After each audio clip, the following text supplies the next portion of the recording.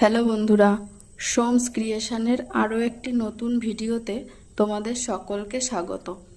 আমি আগেই তোমাদের সামনে যে পাঞ্জাবিটির কাজ দেখিয়েছিলাম তারই একটি অংশ আজ নিয়ে এলাম। এখানে আমি তোমাদের সামনে পাঞ্জাবিটির হাতার কাজটি দেখালাম। তোমরা সকলে দেখে জানিও পাঞ্জাবিটির হাতার কাজটি তোমাদের কেমন লাগছে। ভালো খারাপ সব রকম মতামতই তোমরা জানাতে পারো।